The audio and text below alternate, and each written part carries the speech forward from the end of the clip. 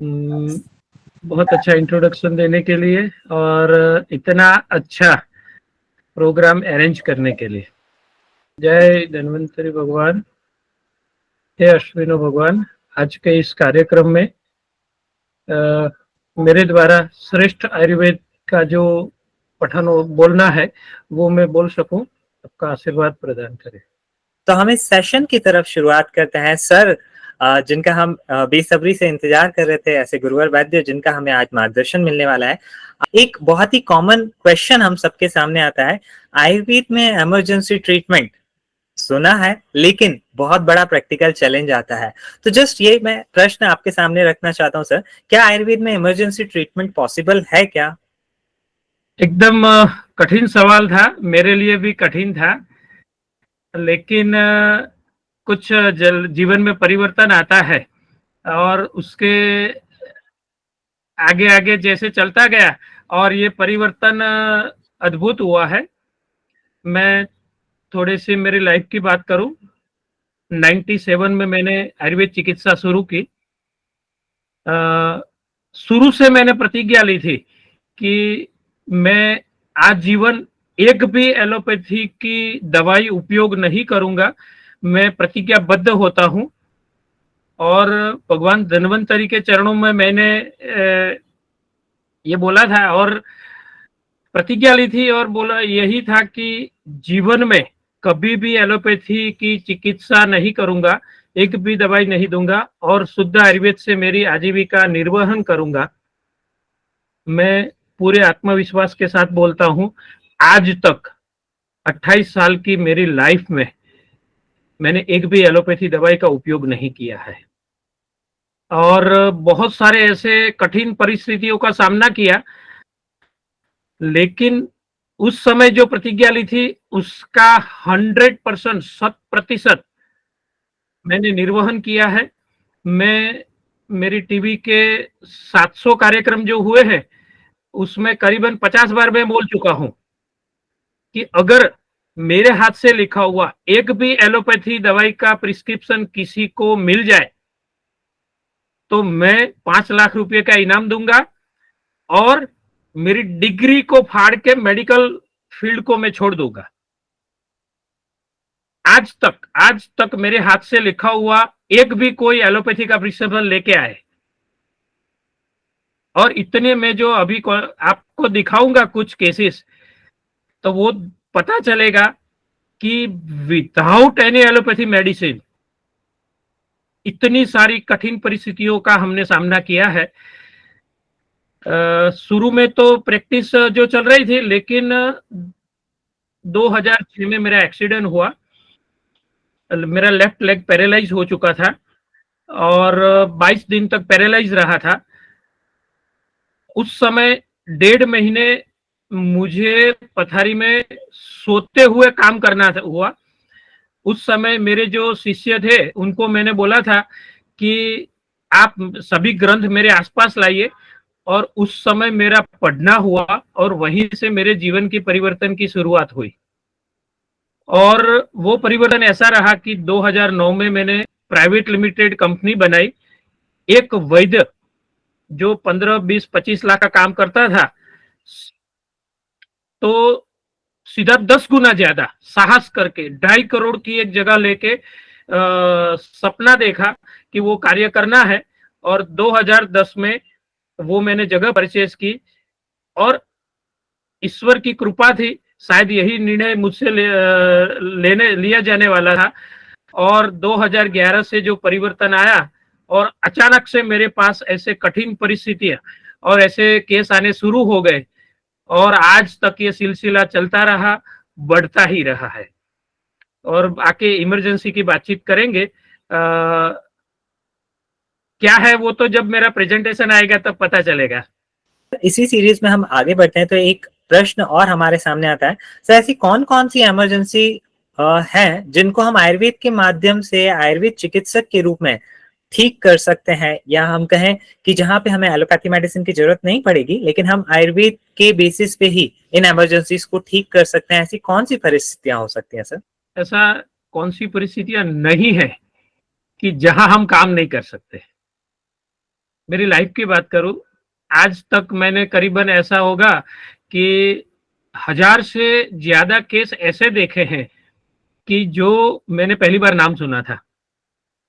जैसे Crigler Najjar syndrome है, BRIC syndrome है, तो benign recurrent intrahepatic cholestasis, GNE myopathy है, हाँ ऐसे पीएनएच है, सीपीएन है। तो ऐसे बहुत सारे केस है, कुछ फेमस थे लेकिन उसका सामना मेरा नहीं हुआ था। धीरे धीरे धीरे करके ये केसेस आते गए। शायद प्रकृति की इच्छा थी कि मैं ऐसी कठिन परिस्थितियों का सामना करूं, तो इसीलिए क्या है, जो चौपड़ी में है सब खोपड़ी में आ गया। आगे की तरफ बढ़ते हैं। एक और क्वेश्चंस ऐसे जटिलता की तरफ हमारे सामने आते हैं और वो क्वेश्चन आता है कि कैंसर आज की सबसे बड़ी क्रिटिकल एंड कई बार इमरजेंसी कंडीशंस की बात आती है हमारे सामने। पेशेंट भी कई बार सामने आते हैं, रुग्ण भी आते हैं कि सर हम रेडिएशन थेरेपी ले रहे हैं, रेडियोथेरेपी ले रहे हैं। कई बार इमरजेंसी कंडीशंस में भी आते हैं। तो क्या हमारे सामने इस ब्लड कैंसर को या इन कैंसर के पेशेंट्स को आयुर्वेदिक माध्यम से ठीक किया जाना पॉसिबल है एज इमरजेंसी ट्रीटमेंट्स या कैसे करके? प्लीज सर मार्गदर्शन कीजिए। श्योर किया जा सकता है। मेरा करीबन 1500 केस में कैंसर के देख चुका हूं। लिवर फेल्योर, किडनी फेल्योर, ऐसे बहुत क्रिटिकल कंडीशन देखी है। और आपने बोला कि ये पीपीटी जो है तो मैं तैयार रखी हुई है।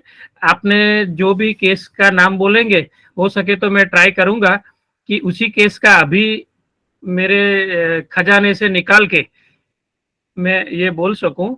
खुल गया है। ओके, दैट्स ग्रेट, बहुत बढ़िया ब्लड सर। कैंसर की हमारी बात हो रही थी। जी सर। ये मेरा हमारे यहाँ क्लिनिक में भगवान धन्वंतरी जी की स्थापना की हुई।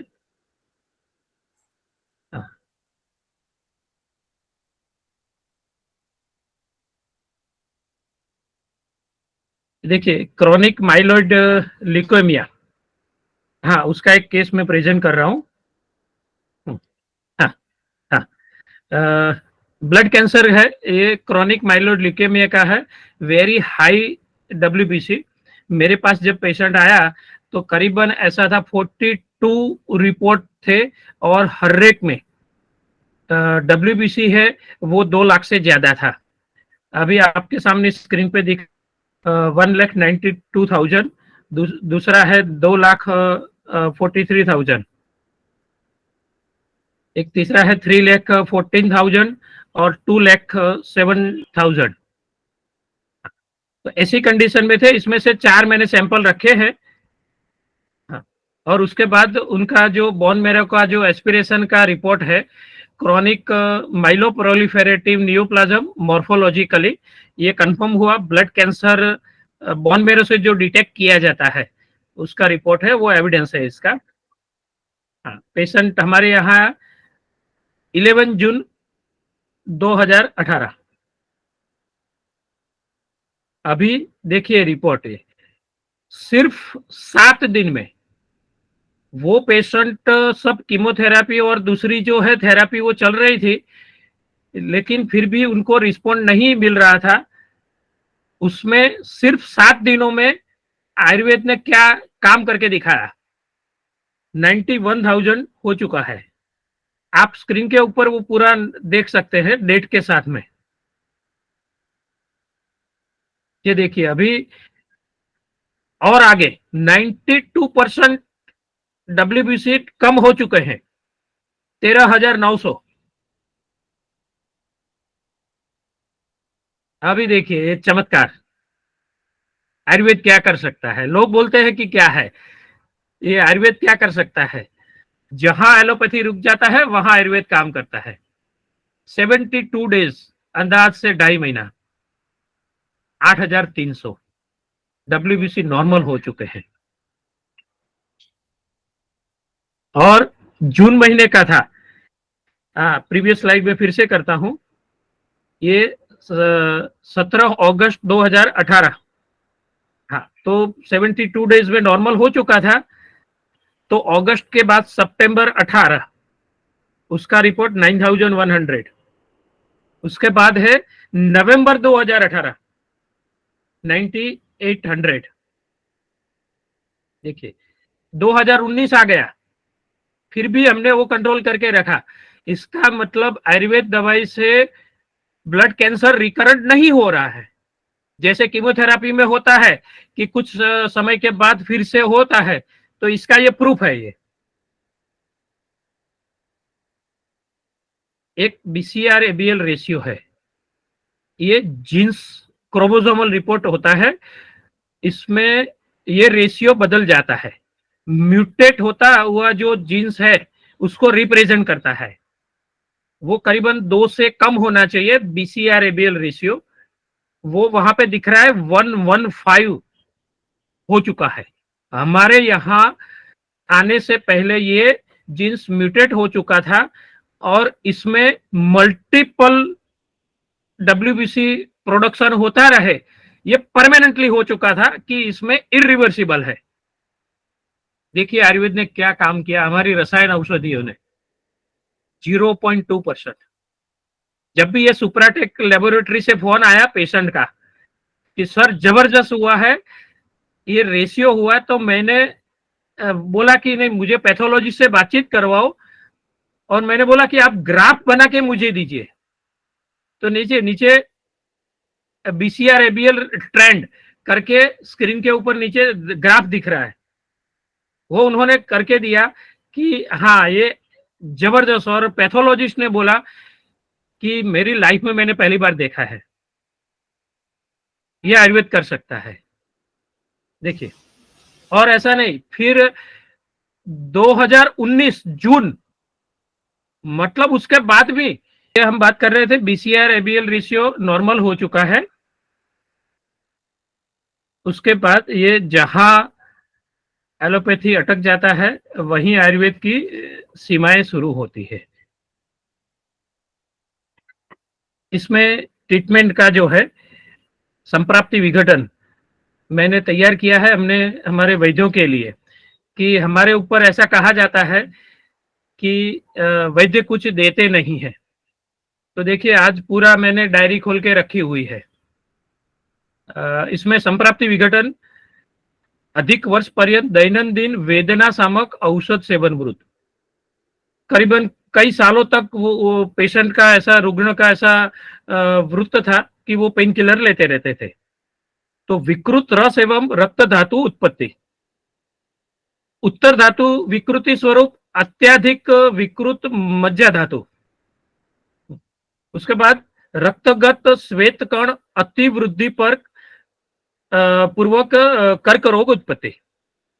ये हमारी संप्राप्ति हमने समझी थी, और हमने जो चिकित्सा शुरू की उसका डिटेल, मेरे रसशास्त्रीय महा औषध क्या थे और चिकित्सा सूत्र। तो शुद्ध रस एवं शुद्ध रक्त का निर्माण हेतु रसायन औषध कल्पना, मज्जा धातु शोधक औषध कल्प देना। देखिए इसमें ताप्यादि लोह है, हीरक भस्म है, सर्वेश्वर परपटी, गुडुच्यादि क्वाथ, पटोलादि क्वाथ, गुडुची सत्व और सुवर्ण माक्षिक भस्म। मेरे हिसाब से इसमें गुडुच्यादि क्वाथ और पटोलादि क्वाथ उत्तम रस और रक्त धातु निर्माण हेतु बहुत अच्छा कार्य करते हैं। सुवर्ण माक्षिक भस्म को गुडुची सत्व के साथ मिला के उसमें हीरक भस्म के साथ दिया जाए तो उत्तम मज्जा धातु तैयार होती है। उसमें अगर सर्वेश्वर परपटी मिलाई जाए तो कुछ भी ऐसे एबनॉर्मल ग्रोथ हो रहा है तो उसमें परिणाम ऐसे चमत्कारिक आते हैं, और मैं हजारों पेशेंट में ये देख चुका हूं। ये मेरा एक ब्लड कैंसर का आपने जो बोला था वो एक मैंने प्रेजेंस किया है। हम लोग अपनी सीरीज की तरफ आगे बढ़ते हैं। एक सर अभी इंडिया टुडे की एक रिपोर्ट आई थी जिसमें आया था कि नॉन हॉजकिंस लिम्फोमा एक बहुत बड़ा डिजीज के रूप में बनता जा रहा है, खास करके टीयर 1 टीयर 2 सिटीज में, और यहाँ पर पेशेंट भी जिद करते हैं अवेयरनेस के कारण, या हम कहें कि आयुर्वेद की अवेयरनेस के साथ वो कहते हैं कि हम आयुर्वेद से ठीक होना चाहते हैं। तो क्या sir, is it possible to treat such new व्याधि, मतलब इस तरीके की नई कुछ व्याधियों को जिसका आयुर्वेद में हम रेफरेंस नहीं समझ पाते, इन व्याधियों को हम कैसे अप्रोच करें और इनका मैनेजमेंट करें सर? जरूर। ब्लड कैंसर जो होते हैं उसी का एक स्वरूप है लिम्फोमा। हमने ल्यूकेमिया का तो देख लिया, एक लिम्फोमा का भी मैं ढूंढ के आपके सामने रखता हूँ। हाँ, शुरू रखिए। Yes sir.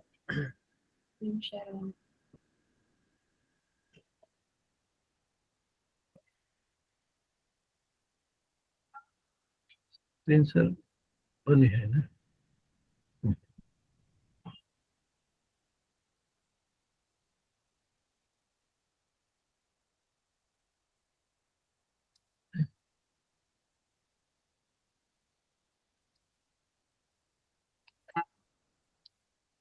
यस सर, हम आपकी पीपीटी देख पा देखिए, रहे हैं। यस। हाँ, ये नॉन हॉजकिंस लिम्फोमा,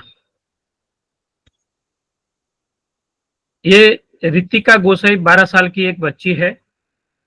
उनको कैंसर के पेशेंट थे, लेकिन कीमोथेरेपी की साइड इफेक्ट की वजह से complete ureter structure with fibrosis, उसमें with DJ stent in ureter, with hydronephrosis and hydroureter, enlarge right kidney. तो मतलब ये कैंसर तो था, लिम्फोमा तो था, नॉन हॉजकिंस लिम्फोमा तो, लेकिन इतने सारे कॉम्प्लिकेटेड और लेके आए थे। 12 साल की बच्ची को जैसे मृत्यु की कगार पे खड़ी थी। ये इसमें रिजल्ट गोल्ड स्टैंडर्ड रिकवरी हमने दी, डीजे स्टेंट रिमूव हुआ, improvement in lymphoma, patient came with complication. देखिए, यूरेथ्रोसिस्टोस्कोपी करवाई थी। हाँ, क्योंकि पहले तो कैंसर था, उसकी वजह से 6 कीमोथेरेपी हुई, और उसके बाद में 52 लो डोज कीमोथेरेपी का प्लान किया गया था, लेकिन 47 कीमोथेरेपी कंप्लीट होने के बाद बच्ची को इतना ज्यादा ब्लेडर रीजन में दर्द हो रहा था। उसी की वजह से क्या हुआ कि सब इन्वेस्टिगेशन हुआ था, डॉक्टर्स को पता नहीं चल रहा था। और जब इन्वेस्टिगेशन करने के लिए बहुत सारी, देखिए स्क्रीन के ऊपर दिख रही है, वो सब इन्वेस्टिगेशन किया गया है। यूरेथ्रोसिस्टोस्कोपी, राइट रिट्रोग्रेड पाइलोग्राफी, क्योंकि राइट साइड में दर्द हो रहा था, राइट यूरेटेरो रिनोस्कोपी, क्योंकि कहां पे मूत्र अवरोध हो चुका था, इतना अवरोध हो चुका था, पेशाब नीचे नहीं उतर रहा था किडनी से, और किडनी बड़ी हो चुकी थी। अल्ट्रासाउंड में पता चला कि यहाँ यहीं पे दिक्कत है। तो लेकिन कहां पे तकलीफ थी वो ढूंढने के लिए इतने सारे इन्वेस्टिगेशन किए गए। हाँ, तो फिर बाद में पता चला कि राइट यूरेटेरिक स्ट्रक्चर, उसको डायलिटेशन करना पड़ेगा। हाँ, और उसके बाद में डीजे स्टेंटिंग किया गया। और जब हमारे पास पेशेंट नवंबर महीने में आया, नवंबर, तब उसके बाद में 1.5 महीने या 2 महीने का टाइम दिया गया था कि स्टेंट अभी पास किया है, अभी यूरिन तो हम निकाल देंगे, लेकिन डीजे स्टेंट का जो समय है वो करीबन 1.5 या 1.25 महीने के ज्यादा हम नहीं रख पाएंगे। तो उसकी वजह से ये कंडीशन थी कि आज का प्रॉब्लम, आज की इमरजेंसी तो टल गई, लेकिन कल क्या करेंगे। हाँ, जब ये स्टेंट है, क्योंकि वो स्टेंट खुद इन्फेक्शन का कारण बनेगा, फॉरेन बॉडी है, मेटल है, तो वो लाइफ टाइम के लिए, लंबे समय के लिए नहीं रख सकते। तो ऐसी कंडीशन में बहुत दिक्कत वाली थी। हाँ, देखिए उसका ये रिपोर्ट है, बायोप्सी का रिपोर्ट है, नीचे लिखा है light microscopy and immunohistochemistry findings are suggestive of anaplastic large cell lymphoma, ALK positive. Next. Diagnosis हुआ नॉन हॉजकिंस लिम्फोमा।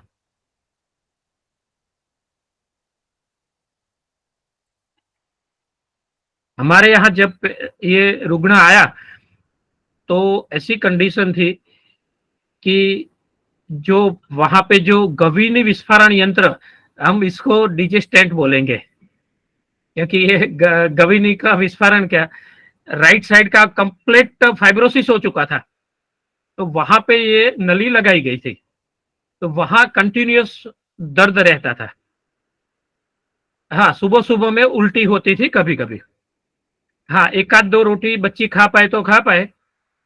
दूसरा एक था 40 से 50 मिनट में उसको यूरिन के लिए जाना पड़ता था, और वो बहुत पेन के साथ हो रहा था, मूत्र प्रवृत्ति वेदना के साथ होती थी, और बच्ची को 1 मिनट के लिए भी वो यूरिन की अर्जेंसी जो आती थी तो तुरंत भागना पड़ता था, नहीं तो लीक हो जाता था, ऐसी कंडीशन थी। और वही आयुर्वेद की जो औषधियों ने चमत्कार किया, भगवान धन्वंतरी की कृपा होती है, और ऐसे परिवर्तन आते हैं कि जो हमारे दिमाग में भी एक्सेप्ट नहीं होता कभी कभी। गवीनी विस्फार यंत्र स्थाने वेदना पूरी पूरी जो डिजेस्टेंट लगा था, वहां से पेन किलर से जो दर्द नहीं जाता था वो चला गया। 20 दिनों से उल्टी बंद हो गई। जो पेशाब 40-50 मिनट में आ रहा था वो 1.5 से 2 घंटे में आता था।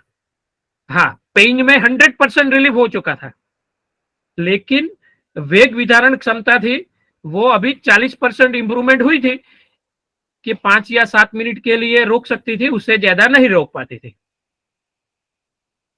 थर्ड फॉलो 1 महीने के बाद में देखिए रिपोर्ट है, दोनों आप स्क्रीन को जूम करके भी देख सकते हैं। राइट किडनी 116 इंटू 64 mm थी, वो 104 इंटू 44 mm वो हो गई। ये आयुर्वेद औषधियों ने कमाल करके दिखाया। हाइड्रोनेफ्रोसिस था, मॉडरेट था, वो माइल्ड हो चुका था। डेट 12 नवंबर 2022, उससे लेके 27 दिसंबर 2022। Fifth follow up after 60 day. गवीनी विस्फारण यंत्र स्थाने वेदना नहीं थी, उल्टी 2.5 महीने से बंद हो चुकी थी, पेन में और मूत्र वेग के समय जो दर्द था वो 50% इंप्रूवमेंट था। और ये जबरदस्त चमत्कार था कि ये डिजेस्टेंट निकालेंगे तो क्या होगा, बच्ची को पेशाब कैसे बाहर आएगा, क्योंकि किडनी में से जो यूरेटर था वो पूरा कंप्लीट फाइब्रोसिस हो चुका था। वहां से एक भी बूंद पेशाब नीचे उतर नहीं पा रहा था। आयुर्वेद औषधियों ने ऐसा कमाल किया कि पूरा यूरेटर, पूरी गवीनी रीजनरेट हो चुकी थी। जबरदस्त परिवर्तन था, मेरे लिए भी अनएक्सेप्टेबल था कि जैसे अश्विनो भगवान आशीर्वाद की वर्षा बरसा रहे हैं, और 12 साल की बच्ची को ये जैसे अमृत समान ये कुछ औषधियों ने जो चमत्कार किया, उसकी जीवन, उससे जीवन बदल गया। ये इतना वो बच्ची के फादर का जो फोन आया, वो बोला कि सर मेरे आंख में से आंसू नहीं रुक रहा है, और जैसे डिजेस्टेंट रिमूव किया, हाँ 40 मिनट के अंदर बच्ची को पेशाब का सेंसेशन आ गया, और बच्ची पेशाब के लिए गई तो पेशाब निकला। सब डॉक्टर आश्चर्यजनक थे कि ये अनएक्सेप्टेबल है, हमको भी पता नहीं है कि जो पूरा फाइब्रोसिस यूरेटर हो चुका था वो रीजनरेट कैसे हो गया, ऐसा तो पॉसिबल ही नहीं, हमने लाइफ में कभी नहीं देखा है। तो पूरा जो यूरेटर है वो रीजनरेट हो गया पूरा। जब 17 मई 2023 करीबन, हाँ 6 महीने के बाद, 7 महीने के बाद, तो उल्टी 6 महीने से बंद थी, वहां पे कोई दर्द नहीं था, 3-3 घंटे में पेशाब हो रहा था, और मूत्र वेग संवेदना मतलब सेंसेशन जो था वो पूरा हो रहा था, और बच्ची उसे 2-2 घंटे 1-1 घंटे तक रोक पा रही थी। और सर्वाइकल लिम्फ नोड में भी इंप्रूवमेंट हुआ था। Thunderbolt result through Ayurveda. Right lower cervical regional lymph node में भी कमी हुई। देखिए ये दिख रहा है, जो लार्जेस्ट लिम्फ नोड थी 21x13 mm था और वो 17/8 mm हो चुका था। सब में डिक्रीज दिख रहा था कि सभी लिम्फ नोड है वो डिक्रीज हो रही है। अभी क्या था, पहले तो हमारे पेश ये केस में ऐसा हुआ, कैंसर तो साइड पे था, पहले 1.5 महीने तक तो यही चला कि जो यूरेटर, जो गवीनी सूख गई थी कंप्लीट, वहां से एक बूंद नीचे पेशाब नहीं उतर रहा था, वो हमने पहले काम किया और पेशाब शुरू हुआ और उसके बाद में नॉर्मल सी आई, उसके बाद में कैंसर के साथ लड़ना शुरू हुआ। देखिए ये तो मेरी संप्राप्ति विघटन स्वनिदाने न उत्पन्न कर्क रोग, उनको पहले से कैंसर अपने खुद के कारणों से कुछ हुआ होगा, लेकिन कैंसर हेतु जो कीमोथेरापी दी गई, कृत्रिम गर्विस का सेवन हम इसमें रखेंगे। अतिवृद्ध उपद्रव उत्पत्ति, दक्षिण गवीनी संपूर्ण शोष, मार्गावरोध जन्य संपूर्ण मूत्ररोध, कृत्रिम गवीनी विस्फारण यंत्र स्थापन। ये कंडीशन में हमारे पास पेशेंट आया, विकृति में से प्रकृति का स्थापन करना, आयुर्वेद का ये सिद्धांत सच हुआ। अवयव चिकित्सा सूत्र क्या है, अवयव पुनर्निर्माण रसायन कल्प और कर्क रोग की व्याधि प्रत्यनिक रसकल्प। इसमें बृहद बंगेश्वर रस, सुवर्ण शिलाजित्वादि वटी और स्वर्णराज बंगेश्वर, इसको रौप्य भस्म के साथ दिया गया। तो वहां पे स्वर्णबंग और बृहद बंगेश्वर ये दोनों ऐसी औषधियां हैं, स्वर्णराज बंगेश्वर बोलते हैं इसको, वो रीजनरेट करता है, कुछ भी कर सकता है, ये औषधि है। कुछ लोग बोलते हैं कि रस शास्त्र की औषधियां देने से किडनी खराब होगी, ऐसे मृत्यु की कगार पे जो किडनी हो चुकी थी, उसको हमने वही रस औषधियों से ये पुनः ठीक करके दिया। क्या औषधियां हमारी चमत्कार कर सकती है। और जो हीरक भस्म और सर्वेश्वर परपटी है, उसको हमने उपयोग किया और वो कर्क रोग, कैंसर जो था, तो उसको ठीक करने के लिए नॉन हॉजकिंस लिम्फोमा था और अभी भी चल रहा है। अभी करीबन सवा साल से ऊपर हो चुका है, करीबन 15-16 महीने हो चुके हैं। अभी 5 दिन पहले ही हमने उनको दिया है, कंप्लीट नॉर्मल हो चुका है, complete.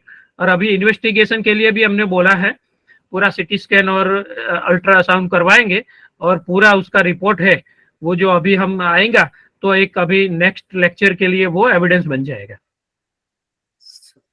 Superb sir, thank you so much sir. ये केसेस देखते ही खुद में एक बहुत बढ़िया सी अनुभूति आती है, ये गर्व महसूस होता है कि यस, आयुर्वेद में भी ये पॉसिबिलिटीज हैं और मन में ये इच्छा हो रही है कि जब ये पॉसिबल है तो क्यों ना हम भी उसी माध्यम बने कि हम भी कुछ इस तरीके से केसेस करते हुए चलें सर। लेकिन इसी के साथ एक विचार, एक क्वेश्चन मेरे मन में और आ रहा है, जो मुझे लगता है कि बाकी सभी वैद्यों के मन में भी ये होगा।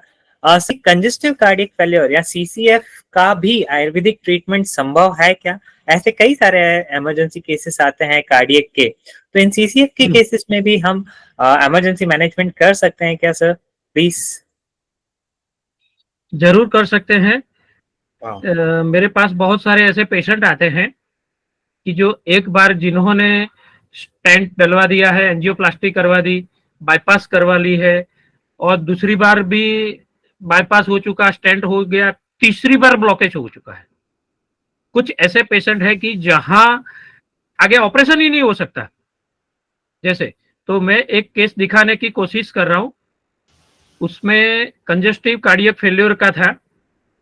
उसमें ऐसा हुआ कि पेशेंट हरिद्वार में था, थे गुजरात के पेशेंट, अहमदाबाद के पास में ही थे, गांधीनगर गांव से, लेकिन वो हरिद्वार में गए हुए थे और वहां से अचानक उनकी तबीयत बिगड़ी और वहां हॉस्पिटल में दाखिल हुए, और उसके बाद जो परिस्थितियां बिगड़ी, तो उसका मैं केस प्रेजेंट करना चाहता हूं।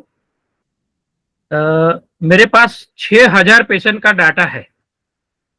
मैं सभी हमारे वैद्य मित्रों को बोलता हूं कि हमारे यहाँ स्पेशल एक स्कैनर रखा हुआ है। एक आदमी को पूरा उसी के लिए बिठाया जाता है। मेरे पास 12 लाख पेज स्कैन किए हुए पड़े हैं। हर रोज के हमारे यहाँ इतने सारे जो भी पेशेंट आते हैं, पूरा एक आदमी, एक बंदा उसी के पीछे लगा रहेगा।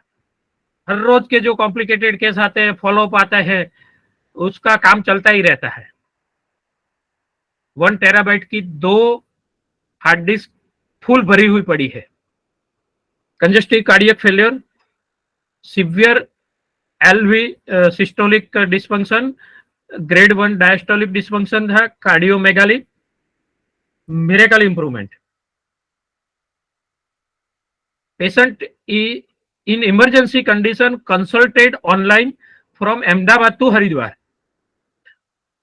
नीचे में दिखाता हूं कुछ रिजल्ट, लेकिन जब बातचीत हुई फोन के ऊपर, तो उन्होंने ऐसा बोला कि हमारे डॉक्टर ने ट्रैवल के लिए मना किया है, और हमने जब सर्टिफिकेट मांगा कि हमें हरिद्वार से वापिस अपने गांव, अपने राज्य में अहमदाबाद में जाना है, तो वहां जब एयरपोर्ट के ऊपर संपर्क किया गया, तो एयरपोर्ट वालों ने बोला कि ऐसे ऑक्सीजन के साथ कंडीशन है, आप अपने डॉक्टर का रिपोर्ट लेके आइए, सर्टिफिकेट लेके आइए।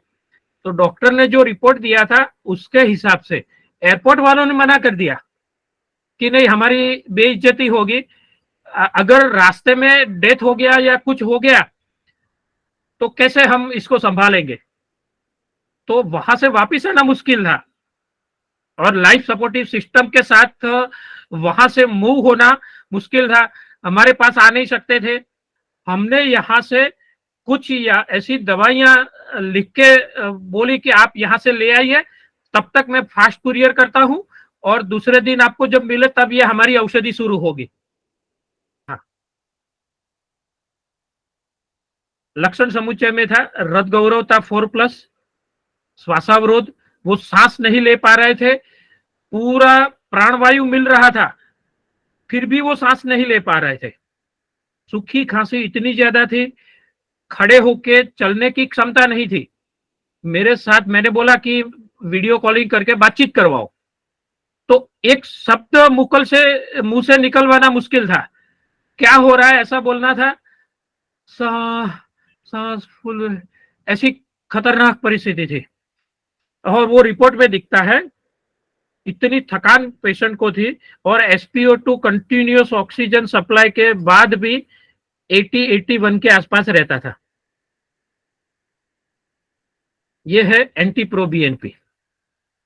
इसको इंटरनेशनल ये कार्डियक बायोमार्कर है हार्ट फेल्योर का, 21,000 है। आप सबको मैं बोलूं, इसको नॉर्मल रेंज होता है 200, 250 या 300 के आसपास होता है। ये जब 1500 होता है तो ग्रेड 1 कार्डियक फेल्योर कहा जाता है। 3000 होता है तो ग्रेड 2, 4500 में ग्रेड 3, और 6000 हुआ ग्रेड 4 है। कोई भी समय पे मृत्यु आ सकती है, कोई भी समय पे हार्ट बैठ जाएगा और डेथ हो जाएगी। ये 6000 ग्रेड 4 में है, ये 21,000 था। इसको हम बोल सकते हैं ग्रेड 12। इतनी कंडीशन खराब थी। देखिए इसमें दिख रहा है, ट्रोपोनिन था 3747, 3700। ये अगेन दूसरा इंडिकेशन था, रिसेंट हार्ट अटैक हुआ है या कोई हार्ट में कोई मेजर इंजरी है, इसको रिप्रेजेंट कर रहा था। CPK-MB was also very high, 26 हो चुका था। एक्सरे चेस्ट, कार्डियोमेगाली है, हाँ हृदय बहुत बड़ा हो चुका है। 2D echo, severe LV dysfunction, grade 1 diastolic dysfunction. All parameter दूसरे थे। क्रिएटिनिन बॉर्डर लाइन पे होके थोड़ा हाई हो रहा था, पोटेशियम बहुत हाई हो चुका था, 6.13 था, और बन जो है वो रिप्रेजेंट कर रहा था कि कहीं ना कहीं किडनी में खराबी शुरू हो चुकी है। विकृति से प्रकृति का स्थापन, सिर्फ 8 दिन में, सिर्फ 8 दिन में। मैं ओपन चैलेंज के साथ बोलता हूं ऑल एलोपैथी के एक्सपर्ट को, कोई भी कार्डियोलॉजिस्ट को, आप ये नहीं कर सकते। ये अगर आयुर्वेदिक दवाई नहीं होती तो ये होना मुश्किल था। देखिए 2540, 21,000 से 2500 heart failure cardiac biomarker is decreased 88 in just 8 days। इसको इमरजेंसी नहीं बोलेंगे तो क्या कहेंगे? गंगा स्वरूप पवित्र आयुर्वेद औषधियों का चमत्कार कैसा होता है। ये देखिए, डॉक्टर लोगों ने बोल दिया था कि आपके पास समय नहीं है, 7 से 20 दिन का समय हो सकता है, क्योंकि ये कार्डियक मसल्स जो है, जो पंपिंग करते हैं और उसमें से जो प्रोटीन निकलता है उसका बायोमार्कर है। इसका मतलब ये है कि 6000 से ऊपर जाएगा तो कभी भी पेशेंट की डेथ हो सकती है, कोई भी अनप्रेडिक्टेबल कंडीशन हो सकती है। आज ये पेशेंट अभी 15 दिन के पहले दवाई लेके गए हैं, अहमदाबाद में ही है और एकदम तंदुरुस्त है।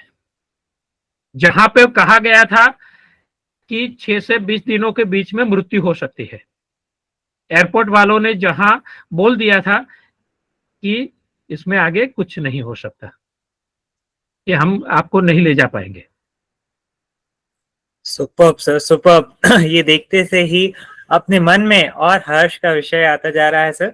यहाँ पे मैं सभी वैद्यों को भी एक बात और बताना चाहूंगा। Sir is the first Ayurvedic critical emergency specialist जिनको कोविड के दौरान 36 टाइम से भी ज्यादा बार कॉर्पोरेट हॉस्पिटल्स के द्वारा आमंत्रित किया गया था कि सर हमारे इधर इमरजेंसी केसेस है, इसमें आप हमारी आयुर्वेदिक तरीके से मदद कीजिए। सो ये अपने आप में बड़े गर्व की बात है कि इतना बड़ा सम्मान आपको प्राप्त है सर।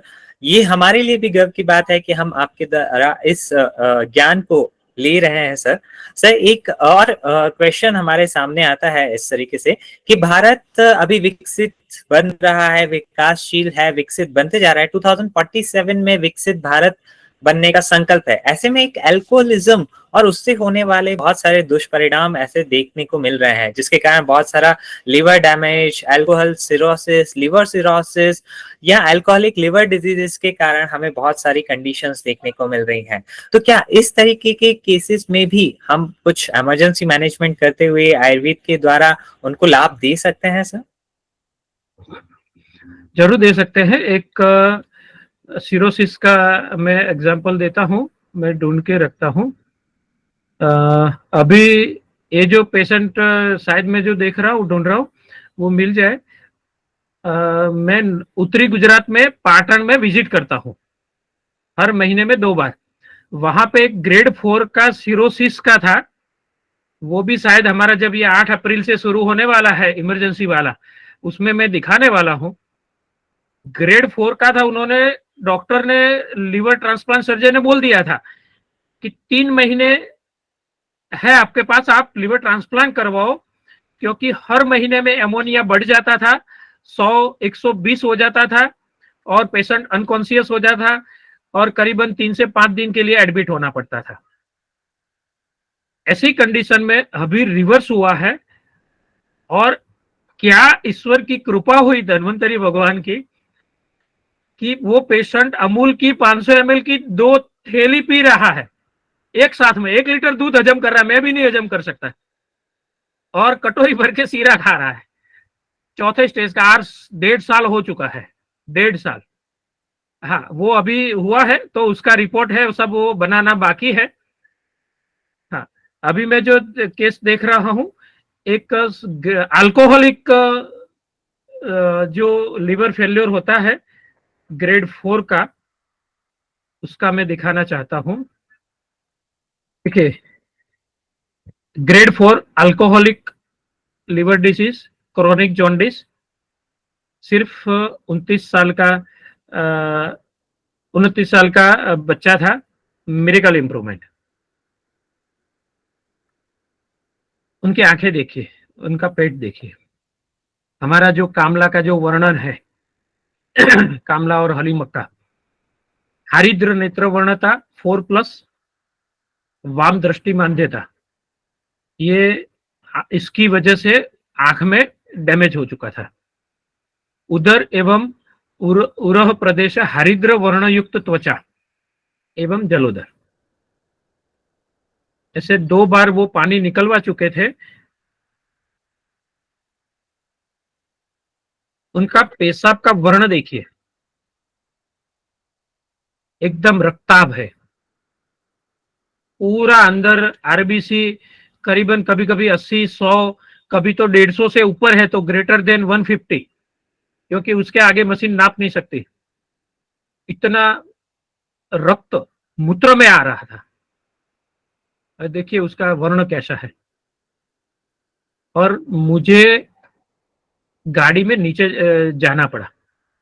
पेशेंट 13 दिन अहमदाबाद की 2 बड़ी बड़ी कॉरपोरेट हॉस्पिटल में 13 दिन दाखिल होके अपनी परिस्थिति को इतनी खराब करके आए थे कि डॉक्टर ने बोल दिया कि घर पे जाके सेवा करो, हम इसमें कुछ नहीं कर सकते। हाँ, वो प्रूफ के साथ में दिखाता हूं। जो डॉक्टरों ने बड़े बड़े अपने आप को गैस्ट्रोएंटरोलॉजिस्ट बोलते हैं, हिपेटोबिलियरी सर्जन बोलते हैं, हाँ, वो सब उन्होंने हाथ ऊपर करके बोला कि ऑपरेशन के लायक भी नहीं है ये केस।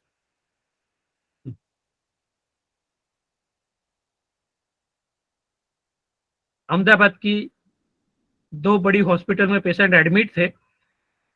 जब 3 अगस्त 2021, और राइट साइड में देखिए 1 सितंबर 2021, देखिए लीवर 14.5 सेंटीमीटर था, वो 16.7 करके बढ़ा दिया उन्होंने।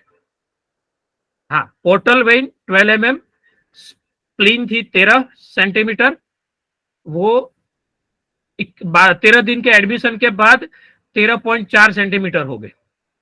बड़ा था, लीवर बढ़ा हुआ था। और जो एसाइटिस नहीं था, तो मैं तो खुलेआम बोलता हूं कि उन्होंने मॉडरेट एसाइटिस डेवलप करके दिया, इसी कंडीशन थी। देखिए ये बिलीरोबिन जब पेशेंट एडमिट हुआ तो 4.9 था मेरे पास, इसीलिए मैं बोल सकता हूं कि एविडेंस है। हाँ, वो एडमिशन डिस्चार्ज समरी है, सब रिकॉर्ड है मेरे पास। हाँ, तो 4.9 बिलीरुबिन था, वो 22.49 वो हो चुका था, स्क्रीन के ऊपर दिख रहा है। देखिए नीचे आईएनआर है 3.88, वेरी हाई रिस्क।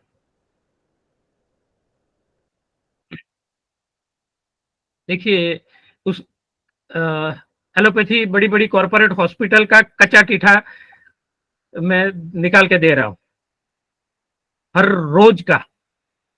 देखिए लास्ट कॉलम जो है वो डेट है। देखिए हर रोज जो पेशेंट एडमिट थे, 4.9 बिलीरुबिन से 18.8 हुआ, 20.8 हुआ, फिर 22.4 हुआ। एक भी बार डब्ल्यूबीसी नॉर्मल नहीं, हीमोग्लोबिन कभी भी 8-9 से ऊपर कभी नहीं हुआ, और आरबीसी भी बहुत कम था। आईएनआर देखिए, जब लास्ट में मेरे पास पेशेंट आया था 5.7, ये डेथ की कगार पे खड़े थे। कोई भी समय पे कुछ भी हो सकता था। ये पेशेंट एडमिट हमारे यहाँ आया, वंडर आयुर्वेद है, 16 दिनों में फिर से आयुर्वेद ने चमत्कार दिखाया। देखिए लीवर जो बढ़ी हुई थी 16.7 सेंटीमीटर, वो लीवर नॉर्मल हो चुकी है, दिख रहा है स्क्रीन के ऊपर। हाँ, स्प्लीन जो थी 13.4 हो चुकी थी, वो नॉर्मल है।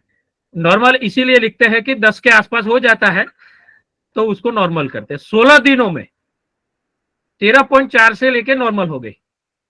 मॉडरेट एसाइटिस था तो वो बोलते हैं कि एसाइटिस चला गया है ही नहीं।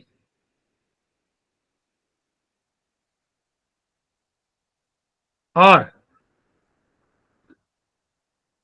ये जो बिलीरुबिन है 22.49 था, 0.22 हो चुका था। ये चमत्कार आयुर्वेद औषधि ने क्या करके दिखाया, देखिए पूरा स्क्रीन है आपके सामने शेयर किया हुआ है, बहुत अच्छे फोटो भी निकले हुए हैं। और लक्षण देखते हैं, देखिए सब पूरा स्किन का कलर देखिए कैसा हो रहा है, स्क्लेरा देखिए, पेट में पैरों में जो सूजन थी बहुत कम हो चुकी थी, पेट में जो पानी भरा था वो बहुत कम हो चुका था, नहीं के बराबर। हाँ, और स्किन का कलर देखिए एकदम पीला था, वो नॉर्मल स्किन हो चुकी थी। देखिए टोटल बिलीरुबिन 22.4 से 0.22। हाँ, INR भी 3.3 रिवर्स हो रहा था, जो 5 के ऊपर पहुंच गया था। संप्राप्ति विघटन आयुर्वेद के हिसाब से चिरकाल पर्यंत तीक्ष्ण मध्य सेवन वृत्त, जो देसी दारू बोलते हैं, वो बच्चा हर रोज पी रहा था, वो मजदूरी करता था और हर रोज 1-2 थैली पी जाता था। और फिर हमने हिस्ट्री लिया तो हेतु मिला लवण अम्ल कटुरस, हर रोज वो नमकीन वगैरह खाना और वो बाइट लेना और बीच में ये खाना, जब भूख लगे तब थोड़ा बहुत खाना खा लिया और धूप में घूमते रह के बहुत मजदूरी करते रहना, ऐसी कंडीशन थी। तो जो संप्राप्ति बनी वो कफ सम्मूर्छित वायु स्थानात पित्त क्षिपेत बही ही, पित्त को अपने स्थान से बाहर निकाल दिया और हरिद्र नेत्र मूत्र त्वचा और श्वेत वर्च, कामला की उत्पत्ति हो गई। चिकित्सा सूत्र कामलाहर औषधि और यकृत हितकारी जीवनीय रसायन, इसको हम रीजनरेशन बोलेंगे। हाँ, लिवर सेल्स को रीजनरेशन हमने किया। हम कोई भी मान लो कोई बोलता है कि आरोग्यवर्धिनी से ऐसा या इसमें सुवर्णमाक्षिक भस्म से ऐसी कंडीशन में दे सकते हैं क्या, तो मैं तो ऐसे बोलता हूं आप लिवर फेल किडनी फेल का चौथे स्टेज का आप केस लेके आइए, मैं अकेले रसशास्त्र की औषधियों का उपयोग करूंगा, उसको रिवर्स करने की क्षमता रखता हूं। ये बहुत बड़ी बात मैंने बोली है। जो हमारे रसशास्त्र के ऊपर बोलते हैं, मैं टीवी के ऊपर बोलता हूं तब बहुत सारे बड़े बड़े एलोपैथी के एक्सपर्ट को मैं उनके कान खींच चुका हूं मैं, और मैं बोलता हूं कि आपके अमेरिका, जो आप अमेरिका और अमेरिकन स्टैंडर्ड होते हैं या यूरोपियन स्टैंडर्ड होते हैं, तो उसमें ऐसा कहा जाता है कि जो अमेरिका का एक डेटा है 33 करोड़ की पॉपुलेशन है, उसमें 27 लाख लोगों की डेथ होती है, उसमें ज्यादातर जो है वो पेन किलर खाने की वजह से किडनी फेल होने की वजह से होती है। तो वो तो डेटा ऑफिशियल अवेलेबल है, ऑफिशियल अमेरिकन गवर्नमेंट की वेबसाइट के ऊपर अवेलेबल है। तो आपके पास, मैं जो टीवी ऊपर डिपेंड होती है तो मैं बोलता हूं कि आपके पास अगर कोई डेटा है तो बोलिए, नहीं तो फिर अपने आप मुंह के ऊपर 1 टन का वजन रख दीजिए, आप आयुर्वेद के बारे में नहीं बोल पाएंगे। ऐसे करके मैं विरोध करता हूं। देखिए इसमें प्रवाल पंचामृत सर्व उदर रोग अधिकार है, सर्व उदर रोग जलोदर में परिवर्तन हो जाता है, तो ऐसी कंडीशन में प्रवाल पंचामृत को हमें बहुत बड़ी मात्रा में देना है। मोती युक्त प्रवाल पंचामृत जलोदरारी रस है, वो अपने कार्यक्षमता की वजह से जो पेरिटोनियम में या प्लूरल इफ्यूजन हुआ है तो कहीं पे भी जल संचय है, तो उसको नेचुरल तरीके से बाहर लाने में ये बहुत सारा काम करता है। यकृत विहारी लोह भी काम कर सकता है, इच्छा भेदी भी हम दे सकते हैं। पेशेंट को पहले से बोल देना है कि आपको 4 या 6 बार 8 बार स्टूल पास करने के लिए जाना पड़ेगा। आप अगर ये टैपिंग करके एसआईटीज का जल बाहर निकलवाएंगे तो फिर से कुछ दिनों में भर सकता है, लेकिन तकलीफ ये होगी कि उसमें शरीर का प्रोटीन चला जाएगा। इतना पेशेंट दौर्बल्य अनुभूति करता है, सब मसल्स में से प्रोटीन निकल के बाहर आ जाता है और फिर ऐसी खराब कंडीशन होती है कि पेशेंट चलने फिरने के लायक नहीं रहता। सुवर्णमाक्षिक भस्म को गुरुची सत्व के साथ अगर दिया जाए तो ऐसे लीवर के सभी कंडीशन में इतना बढ़िया रिजल्ट देता है। लेकिन यहां मैं बोलना चाहूंगा, गुरुची सत्व सही होना चाहिए। हमारे यहाँ जो हम बनाते हैं तो करीबन 4,000-4,500 के आसपास तो हमारी पड़तर होती है, और वही 100 किलो गिलोय से 100 किलो गिलोय से 1.5 किलो 2 या 2.5 किलो, इससे ज्यादा कभी भी गुरुची सत्व निकलता नहीं है। और गुरुची सत्व को टेस्ट करो तो गुरुची की थोड़ी सी भी कड़वे रस की अंदर असर नहीं दिखाई देती है। ऐसा अच्छा बना है अगर, तो गुरुची सत्व जबरदस्त काम करता है। पटोल आदि क्वाथ है। और यहाँ एक यकृत प्लिहारी लो के बारे में बोलना चाहूंगा कि अगर वो देते हैं तो करीबन सिर्फ एक रत्ती दिन में 2 बार देंगे तो भी पेशेंट को 8 से 10 बार प्रवाही मल प्रवृत्ति हो सकती है।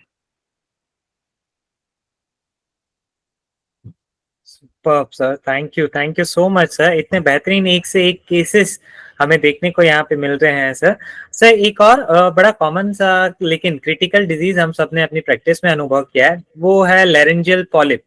सर क्या इस लैरेंजियल पॉलिप को भी आयुर्वेदिक ट्रीटमेंट प्रोटोकॉल से, आयुर्वेदिक मैनेजमेंट से ठीक किया जा सकता है सर? लैरेंजियल पॉलिप के बहुत सारे पेशेंट हैं। कोई भी शरीर के यस। किसी भी, यूट्राइन पॉलिप है, लैरेंजियल पॉलिप है, ऐसे सब बहुत सारे मैंने पेशेंट देखे हुए हैं। मैंने जीबी पॉलिप को भी दूर होते हुए देखा है, एंडोमेट्रियल पॉलिप को भी दूर होते हुए देखा है। बाहर के मसे और आभ्यंतर अवयव के जो मसे होते हैं, जो भी, उनको भी ठीक करते हुए देखा है। मैं ढूंढ लेता हूं, 1 मिनट शुरू रखिए। देखिए, लेरेंजियल पोलिप का ये केस है। 61 ईयर की एक महिला है, लेरेंजियल पोलिप कंप्लीटली डिसअपियर। देखिए, ईएनटी का है, गुजराती में शायद है लिखा, लेकिन नीचे दिख रहा है पोलिप। इसको मैं हाइड कर देता हूँ। देखिए, लेफ्ट फिगर, लेफ्ट और राइट दोनों, एक स्वर पेटी खुली हुई है और दूसरी जो है वो स्वर पेटी बंद है। वहां रेड कलर के राउंड में देखिए पोलिप दिख रहा है, दिख रहा है। देखिए, अभी इसका मैं जो ब्रोंकोस्कोपी, लेरिंगोस्कोपी करवाई थी उसका मैं सुना रहा हूं। ध्यान से देखिए, वहां रेड एरो में दिख रहा है, ये लेरेंजियल पोलिप दिख रहा है।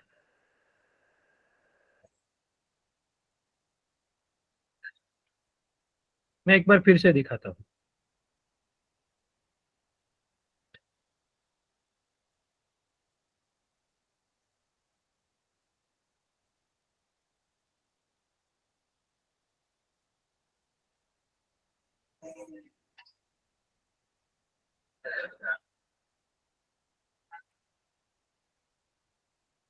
ये महिला के जो सिम्टम्स थे, स्वर भेद 4+, 3 महीने से आवाज पूरी, स्वर भंग बोलेंगे। स्वर भेद था, लेकिन मान लो 1 या 2 सेंटेंस भी उन्होंने बोल दिया तो स्वर भंग हो जाएगा। पूरे 1 दिन 2 दिन के लिए वो बोल नहीं पाएंगे। ऐसी कंडीशन थी, गले में इतना रूखापन था और इतनी बेचैनी उनको हो रही थी, वो रह नहीं पाते थे शांति से। थोड़ा सा भी बोल दिया और ऊपर से थोड़ी सी आवाज बड़ी हो गई तो पूरा स्वर भंग हो जाता था। और लेकिन वो थी भजन मंडली की मुख्य महिला, उसकी वजह से क्या था कि वो भजन ही नहीं गा पाती थी। और उनके महिला जो सभ्य थे बाकी, उनको सब ऐसा था कि अभी ऐसी कंडीशन में कैसे करें। जब हमारे पास आए तो उनको जो बोला गया था, advice for high risk surgery with possibility of major side effect. क्या होता था, तो ईएनटी सर्जन ने के अनुसार सर्जरी की एकमात्र उपाय था, और उसमें भी अगर ऑपरेशन के दौरान कुछ वोकल कॉर्ड के कुछ पार्ट कट गए, और कुछ तो काटना ही पड़ेगा क्योंकि उनके साथ तो जुड़ा था ये मसे, तो उसकी वजह से स्वर तंतु कट जाएंगे, तो आपकी पूरी आवाज चली जाए या एकदम हल्का सा थोड़ा सा बोल पाए जो सामने वाला शायद सुन पाए तो सुन पाए, ऐसी कंडीशन थी। लेकिन अगर वो बोलते थे कि ऑपरेशन नहीं किया तो ये कैंसर में कन्वर्ट हो सकता है, तो ऐसी कंडीशन थी। और ऐसा बोला था कि आप 3 से 5 दिनों के अंदर करवा लीजिए, नहीं तो फिर आगे कुछ भी तकलीफ हो सकती है। जोखिम था कि पूरी आवाज चली जाएगी। फिर हमारे यहाँ पेशेंट आए, miracle happened again, completely disappear, laryngeal polyp completely disappear within 2 month। देखिए जो हमने दिखाया था फोटो बिफोर वाला, वही राउंड सर्कल में देखिए polyp disappear.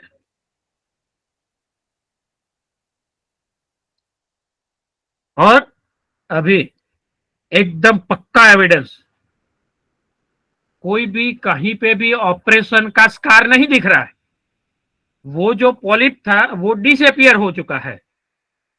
I open challenge to all ENT surgeon, क्या आप ये कर सकते हैं? ऑपरेशन के बिना ये पॉलिप को आप मिटा सकते हैं? अगर आपको बोलना होगा तो आपकी जीभ को लकवा मार जाएगा।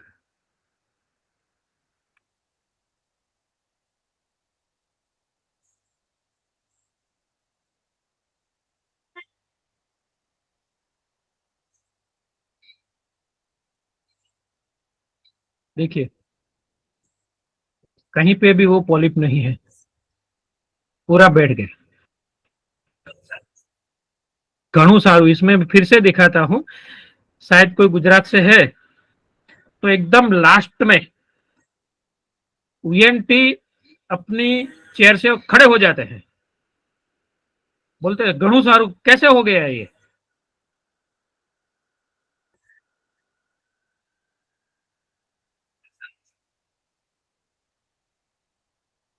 देखिए इसमें हमारी आयुर्वेद की संप्राप्ति विघटन में जो समझा, मेरा जो ज्ञान है और उसके अनुभव से जो निकाला है, अत्यधिक वाक प्रवृत्ति, दिन में 4 से 8 घंटे तक भजन गाते रहना, और बीच बीच में ठंडा पानी और मीठा प्रसाद वगैरह सब खाता रहना, साथ में नमकीन भी होता है।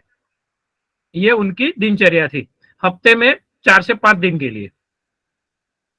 कारण हुआ ये फिर रिजल्ट ये आया, उदान वायु खर एवं रुक्ष गुण की वृद्धि की वजह से उदान वायु की विकृति, कफ दुष्टि थी क्योंकि शीत जल का इतना सेवन था, मधुर रस था, कफ बढ़ा भी और दुष्ट भी हुआ, और वायु और कफ ने मिलकर मांस धातु की अति वृद्धि कर दी।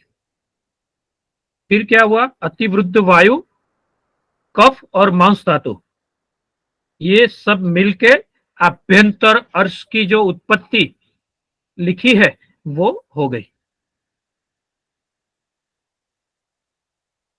चिकित्सा सिद्धांत सुश्रुत निदान स्थान अध्याय 2 में ऐसा कहा गया है, ये जो श्लोक लिखा है कि और कोई भी मार्ग में जो गुद मार्ग में अर्श होता है उसके अलावा और कोई भी मार्ग में हुआ है, योनि अर्श है, नासार्श है, कोई भी जगह पे हुआ है, तो उसमें वैदिकों जो अर्श चिकित्सा में कहा गया है और वही जो प्रकार है दोष के अनुसार वही चिकित्सा करनी है। देखिए चिकित्सा सिद्धांत प्रस्तापित है, लेकिन हमें हमारे शास्त्रों को मंथन नहीं करना है। सिर्फ सुपरफिशियली बोल देना है कि हाँ यहाँ पे जवाब नहीं है, हमारे पास जवाब नहीं है। अर्शसाम लक्षणम व्यासादुक्तम सामान्य तस्तु तत्सर्वम प्राग विनिर्दिष्टात् साधयेत विसजाम वरह। मतलब श्रेष्ठ वैद्य मेड्र, नाभि, नासा आदि स्थानों में उत्पन्न अर्श के जो लक्षण संक्षेप में कहे हैं उन्हें विस्तार से कहे हुए अर्श के लक्षणों के अनुसार दोषादि की कल्पना समझकर चिकित्सा द्वारा ठीक करें।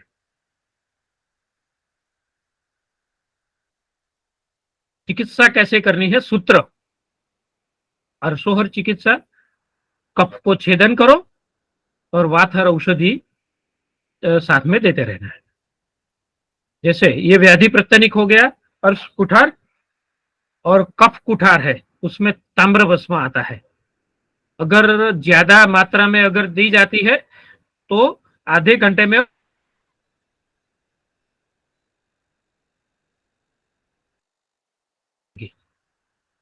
इसीलिए कफ कुठार उपयोग रखना है, बचा है, बड़ा है, हाँ ये सब ध्यान रखना है। क्योंकि ताम्र भस्म की मात्रा परसेंटेज वाइज कफ कुठार में बहुत ज्यादा है। हाँ, लेकिन कफ का छेदन करने के लिए उससे उत्तम कोई औषध भी नहीं है। हाँ, आरोग्यवर्धी रस त्रिफला गुग्गुलु अर्श अधिकार में है, अर्श कुठार है, और स्वर भंग रोगाधिकार में एलादी वही है। हाँ, एला है, यशी मधु है, कंकोल है, ऐसे सब स्वरीय औषधि जो है उससे बना हुआ बहुत उत्कृष्ट पाठ है ये। तो जो स्वर भेद और स्वर भंग की कंडीशन थी उसमें उत्कृष्ट परिणाम दिया। एक अवलेह जो है चित्रक हरितकी अवलेह, तीनों अधिकार है देखिए इसमें, अर्शोहर भी है, कफ छेदन भी है, चित्रक साक्षात अग्नि, चित्र को साक्षात अग्नि उसका पर्याय अग्नि है, तो कफ छेदन और वातहर भी। चित्रक हरितकी अवले हरितकी है तो परम वात हर औषध बन जाएगा, ऐसी कंडीशन। और निदान परिवर्जन करना है, गर्म पानी ही पीना वगैरह जो है हेतु हेतु सब है वो बंद करवाने हैं।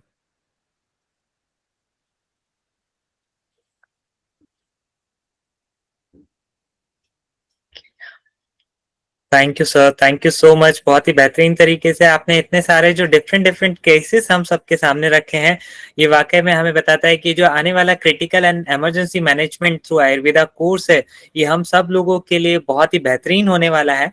हम उम्मीद करते हैं कि ये जिस तरीके से केसेस आपने ठीक किए हैं उस तरीके से आपके ज्ञान का लाभ लेते हुए, आपसे मार्गदर्शन लेते हुए हम भी इस तरीके से कुछ केसेस को शेयर कर पाएंगे, हम भी इस तरीके के केसेस को कुछ ठीक कर पाएंगे।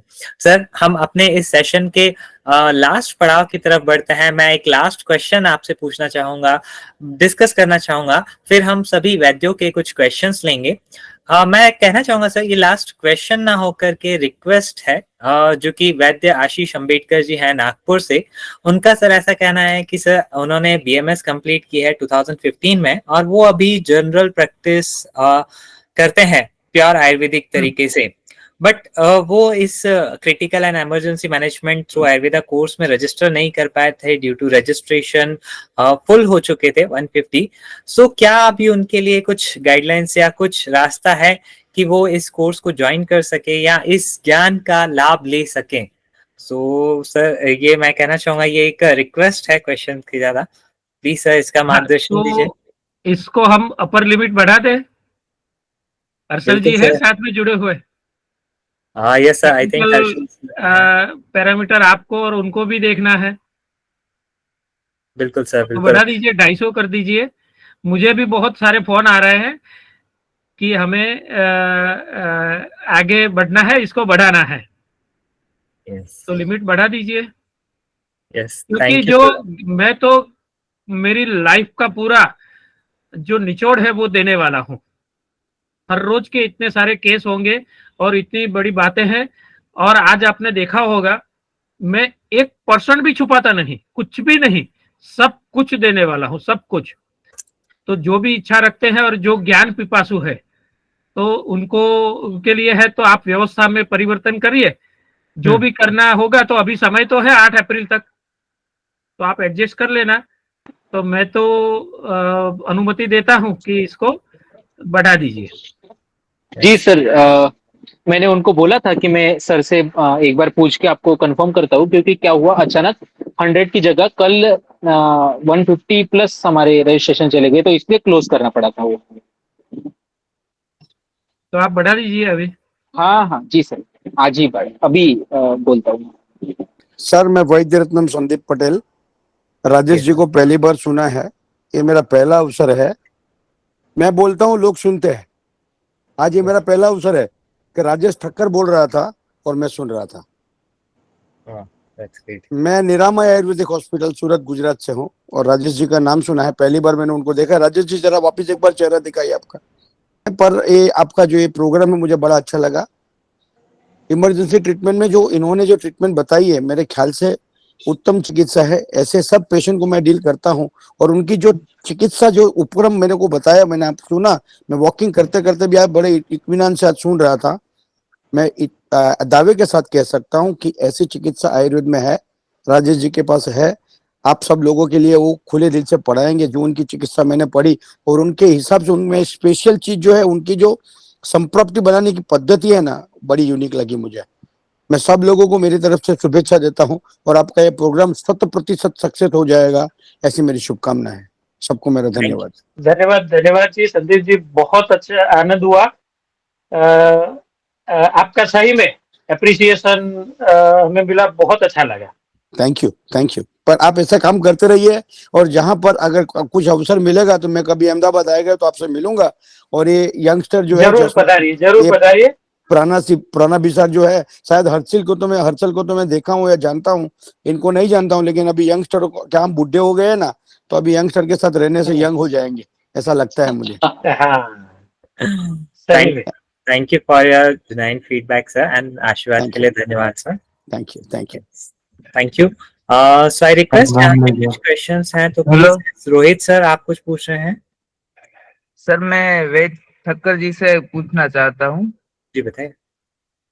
हम आयुर्वेद के इंटर्न्स है अभी, क्या हमें आगे सीखने के लिए उनकी हॉस्पिटल में अगर जाना हो, उनकी रूबरू, तो क्या कुछ स्कोप है वहाँ पे? ये पूछना था अहमदाबाद में। हाँ, हमारे यहाँ कंटिन्यूस वैद्य निर्माण का कार्य हो रहा है। इसी रविवार को मैंने मेरे एक शिष्य का ओपनिंग भी किया है। अहमदाबाद के पास में एक गांव था, वैद्य आदित्य गढ़वी ने शुरू किया है। करीबन 190 विद्यार्थी मेरे यहाँ से पक्के वैद्य के स्वरूप में, तो वो बन चुके हैं और चिकित्सा व्यवसाय कर रहे हैं। मेरे यहाँ एक गुरु दक्षिणा एक ही होती है। आपको पहले दिन से प्रतिज्ञाबद्ध होना होगा। मुझे पहले गुरु दक्षिणा देनी होगी, बाद में नहीं, पहले देनी होगी कि अगर आप मेरे यहाँ सीखने बैठते हैं तो आपको बंधन में होना होगा कि आप शुद्ध आयुर्वेद की चिकित्सा करेंगे। आप अगर क्लिनिक खोलते हैं, वहां लेटर पेड बनाते हैं, अपना बोर्ड बनाते हैं, विजिटिंग कार्ड बनाते हैं, तो सब जगह पे अगर आप इंग्लिश में लिखते हैं तो वीडी डॉट करके लिखना होगा, और गुजराती या हिंदी या अपनी प्रांतीय भाषा में जहां कहीं पे भी लिखेंगे तो वैद्य शब्द लिखना होगा। ये मेरी गुरु दक्षिणा होती है। सभी वेलकम है। हमारे यहाँ कुछ वेटिंग रहता है। वो जो है नंबर भी अगर किसी को चाहिए तो लिख सकते हैं, 7224 7975241। हाँ, वहां पे लेकिन जब वेटिंग में नंबर आएगा तब हम बुलाते हैं, और करीबन मेरी चैम्बर में 8 से 10 वैद्य हमेशा के लिए रहते हैं। जी धन्यवाद सर। हमारा भी सपना है आगे बढ़ के आयुर्वेदिक क्लिनिक खोलने का, हम जरूर आएंगे वहां पे। बहुत बहुत शुभेच्छा। ठीक है। Thank you sir. मैं फिर से रिक्वेस्ट करता हूँ सभी वैद्यों से, कुछ आपके क्वेश्चंस हो तो प्लीज जरूर पूछेगा, अदरवाइज हम ग्रुप में जब आप मैसेज वगैरह भी कर सकते हैं। हेलो मेरा सर। एक क्वेश्चन है। Good evening sir. Good evening sir, आजकल क्रॉनिक स्मोकिंग की वजह से कौन से दोष और कौन से धातु का प्रकोप होता है? और रसशास्त्र में लिखा है कि न देशस्य न कालस्य कार्य रस चिकित्सते। तो हम क्रॉनिक स्मोकिंग की वजह से जो कौन से दोष और कौन से धातु का प्रकोप होता है फुसफुस में, सर वो जानना था। और उसके इफेक्ट को सर कैसे मतलब रिवर्स करें, कि क्या उस फुसफुस में जमा होता है जो टार, उसको हम कैसे निकालें? ये आजकल की यंगस्टर्स की बहुत बड़ी प्रॉब्लम है, मुझे इस बारे में थोड़ा सा बताइए। हाँ, बहुत कम समय में मैं बोलता हूँ। रुक्षता की वजह से वायु का प्रकोप होगा, और उष्णता की वजह से अनुबंध में पित्त का प्रकोप होगा। हाँ, लेकिन वहां के जो हमारे जो म्यूकोजल मेम्ब्रेन होती है, उसको सबसे ज्यादा नुकसान होता है, क्योंकि वायु भी है और पित्त भी है, तो वहां की म्यूकोजल मेम्ब्रेन को नुकसान करता है। इसीलिए प्राकृत कफ जो है वो उसका नुकसान हो जाता है, और ये दिक्कत होती है। मेरे हिसाब से इसमें रसायन कर्म करना चाहिए, जैसे अगस्त्य रसायन है, चित्रक हरितकी अवले है, दूसरे भी च्यवनप्राश भी हो सकता है। तो सर, श्वसन कंटक प्रणाली में जो उल्लेख किए गए हैं वो रसायन औषधियां लेने से फुफ्फुस में जो दिक्कत आती है, जो खराबी हो रही है, तो उसको हम रसायन चिकित्सा से जीत सकते हैं। जी sir, hello thank sir. You. Sir मेरा नमस्ते। एक क्वेश्चन था कि लंग कैंसर को क्या हम ठीक कर सकते हैं, कंट्रोल कर सकते हैं सर, उसकी मेटास्टेसिस को रोक सकते हैं?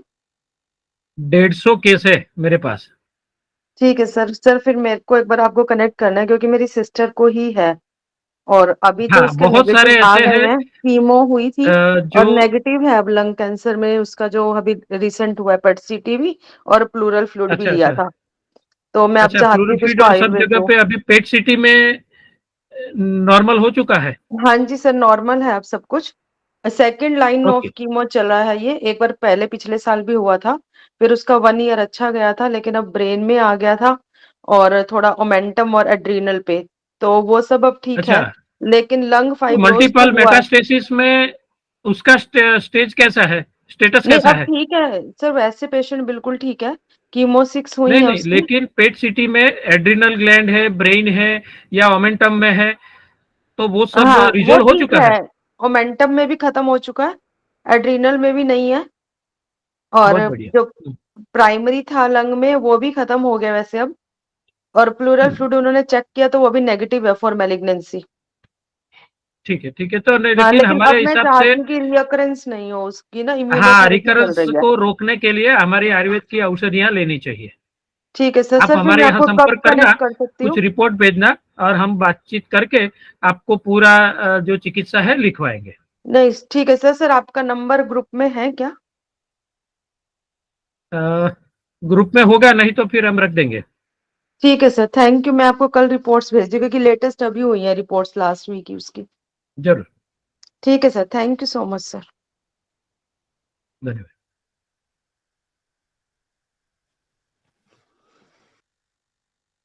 Hello sir. हेलो। हेलो हाँ सर। बोलिए। हाँ सर, एक बोलिए। मस्कुलर डिस्ट्रोफी का पेशेंट है। हम्म हाँ, एल LBG है सर उसको, लंबोगिर्डल मस्कुल, LGM। हम्म हम्म। उसमें सर ट्रीटमेंट कुछ हो सकता है? 25 साल का है हाँ लड़का। हाँ, ट्रीटमेंट हो सकता है। उसमें आपको लंबे समय के लिए उनको बोलना होगा कि ये ट्रीटमेंट करनी है करीबन 1.5 से 2 साल तक, और उसमें पंचकर्म भी करना होगा।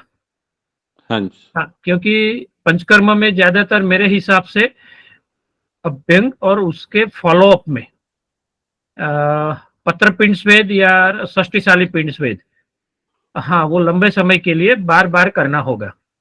हाँ, हाँ, शक्तिशाली करीबन पिंड स्वेद मान तो लो सर हम कर रहे हैं। शक्तिशाली पिंड स्वेद किया मैं उसको हर 1 महीने के बाद करते हैं हम उसको। तो अच्छा, वैसे तो कितनी बार उसको किया है? 10 साल से स्टार्ट हो गया था सर उसको जब। अच्छा, 10 साल से शुरू हो गया था। हाँ, अभी उसकी एज 25 साल है। ठीक है, तो अभी क्लिनिकल सिम्टम्स में क्या क्या है?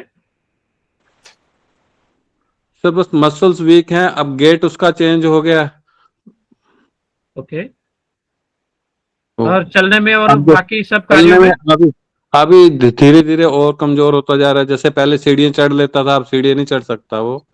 अब पहले अपने आप जैसे उठता था, अब थोड़ा सा सहारा लेके उठाना पड़ता है उसको। वीक होता जा रहा है जैसे। अच्छा, और ठीक है, तो मैं एक चूर्ण औषध आपको अभी लिखवाता हूँ, आप उसको ट्राई करिए। अश्वगंधा चूर्ण, विदारीगंज चूर्ण, हाँ जी सर। टोपचीनी चूर्ण और हाँ जी, पिपली मूल। ठीक है हाँ, सर। इस 4 औषधि चूर्ण, काष्ठौषधि हुई, हाँ जी सर। उसमें बंग भस्म और ठीक स्वर्ण बंग दोनों ऐड कीजिए, ठीक है और सर। साथ में शुद्ध शिलाजीत भी रखिए। ठीक है सर। हाँ, ये पूरा 6-7 चीज जो है उसको मिश्र करके एक एक चम्मच है वो घी शक्कर के साथ चटाना है, और उसके ऊपर दूध पीना है। ठीक है सर। हाँ, अश्वगंधादि गुग्गुलू आती है, महायुगराज गुग्गुलू, और हाँ जी। इसमें महायुगराज के अलावा एक पंचामृत लोह गुग्गुलू चांदी भस्म वाली आती है। हाँ, ठीक है उसका सर। भी उपयोग कीजिए, बहुत अच्छा रहेगा वो। ठीक है सर। और बस्ती कर्म भी करना चाहिए। ठीक है, बस्ती में सर समय की मात्रा कमी बस्ती है। करनी है? हाँ, नहीं, योग हाँ, बस्ती करिए, काल ठीक बस्ती, कर्म बस्ती भी कीजिए, ठीक है सर। अनुवासन और आस्थापन दोनों की। सिर्फ ठीक है मात्रा से सर। फायदा नहीं होगा। ठीक है सर। हाँ जी, नमस्कार सर। थैंक यू नमस्कार। सर। हाँ, नमस्कार सर। हाँ, नमस्कार, बोलिए। हाँ सर, सिस्टर है मेरी, 45 एज है उनकी, और वो हाँ पिट्यूटरी ग्लैंड मैक्रोएडिनिमा का केस है, एक्रोमेगेली का केस है सर। 45 एज है, हाँ, तो 5-7 साल से 45 सफर एज कर है। रहे हैं उनसे। हाँ, और पिट्यूटरी ग्लैंड मैक्रोएडिनिमा कितने साल से? ये 4-5 साल हाँ से है हाँ, सर। कितने साल से है? पेशेंट एज 45 है और वो सफर कर रही है लास्ट 5 ईयर से सर। ओके ओके, 5 ईयर से। हाँ। जी, एक्रोमेगेली का केस है। तो उनका जो है कंप्लेन, उनको सर एक तो हेडेक रहता है और आंखों से पानी आता हम्म, रहता है, और सर दर्द रहता है उनको। ग्रोथ हार्मोन जब कराते हैं हम्म। तो उनका लगभग लगभग 3 टाइम्स रहता है। तो बीच में अपनी अच्छा, आयुर्वेद ग्रोथ मेडिसिन हार्मोन 3 चली टाइम। सर। हाँ जी, हाँ जी, अप्रोक्स 15-20 इस तरह रहता है। नॉर्मल रेंज से 3 गुना लगभग लगभग, कभी कभी 2 टाइम्स आ हाँ। जाता है। और बीच में आयुर्वेद मेडिसिन ही चली हैं तो थोड़ा सा ठीक रहते थे, पर अब वो बेनिफिट मिल नहीं रहा। तो अभी ये जो एलोपैथ में दिखाया तो ये सर्जरी कह रहे हैं कि भाई आप इसकी अब सर्जरी कराओ। तो तो अभी उनके अपने जो यहाँ और प्रयास। एमआरआई और सीटी स्कैन के रिपोर्ट में थोड़ा सा जी सर। डिटेल अगर आपके पास है तो बोलिए। हाँ सर, 1 मिनट सर। हाँ, 1 मिनट सर।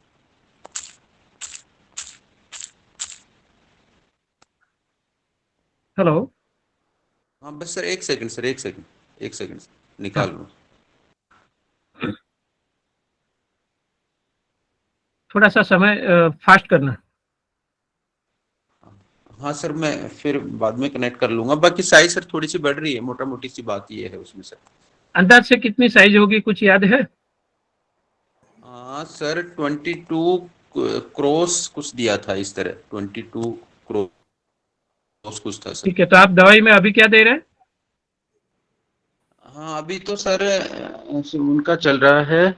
अभी तो स्टॉप ही कर रखे एक्चुअली सर कुछ टाइम समय से। बाकी तो सूतिका भरण रस था उनका, सूत शेखर रस था, और एक ये सिरे सुलादी वज्र रस है, और एक अपना सिरदर्द नाशक चूर्ण आता है, इसमें मिक्स करके दे रहे थे, और अलग से अम्ल पित्त मिश्रण वगैरह इस तरह का अमाजीर्ण मान के डायग्नोस करके उनका उपचार चल रहा था किसी और चिकित्सक से लेकिन मेरा। उसकी साइज जो है, आप बोल रहे कुछ 22 बटा कुछ था, उसको कम करने के लिए जो औषधियाँ देनी है, तो मेरे हिसाब से इसमें जी सर। एक नित्यानंद रस शुरू करो, और जी सर, जी सर। कुछ वनस्पतियों के क्षार में से बनती है। हमारे यहाँ कुछ औषधि ऐसी होती है कि बहुत सारी औषधियों के क्षार में से बनती हुई औषधियाँ देते हैं।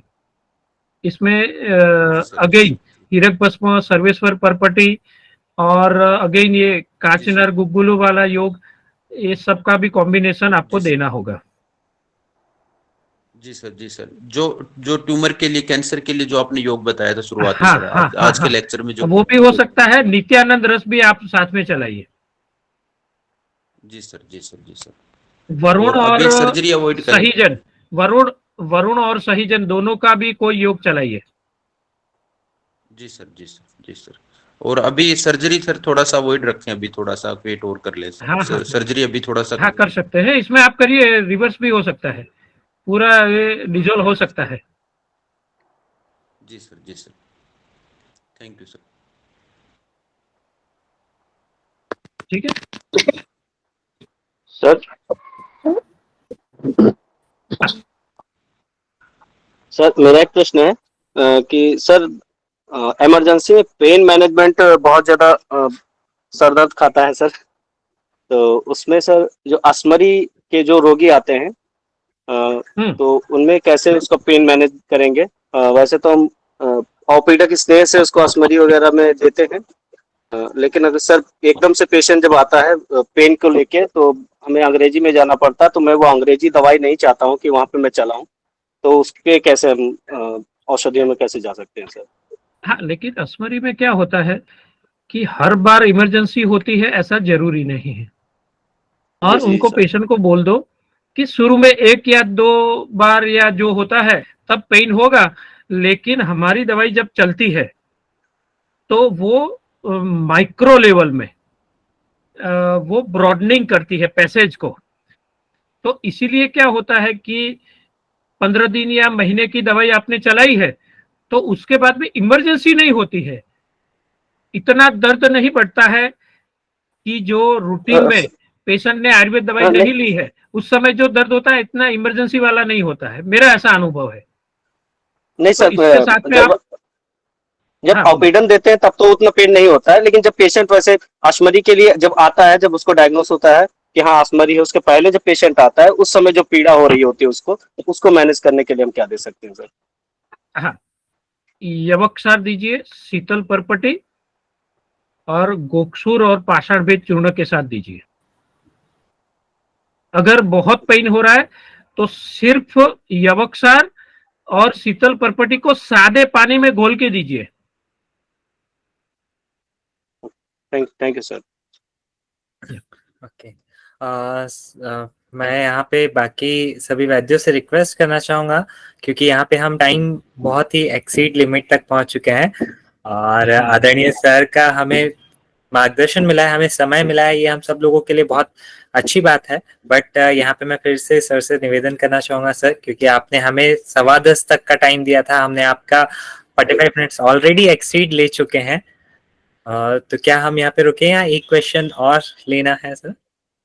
अब तो रुकना चाहिए, लेकिन एक आध क्वेश्चन लेना है तो ठीक है, क्योंकि बहुत समय भी हो चुका है। यस, तो सर एक आध एक लास्ट क्वेश्चन शॉर्ट क्वेश्चन, में ले लेते हैं। एक लास्ट क्वेश्चन हम और लेते हैं और फिर हम यहाँ पे रुकते हैं। सो आई रिक्वेस्ट एक लास्ट क्वेश्चन आपके जो भी है प्लीज। Hello sir. हाँ बोलिए। हाँ, ये मेरे माँ के लिए बोल रही हूँ। 84 इयर्स है, डायबिटिक है। 15 दिन पहले CCF होके एडमिट हो गई थी।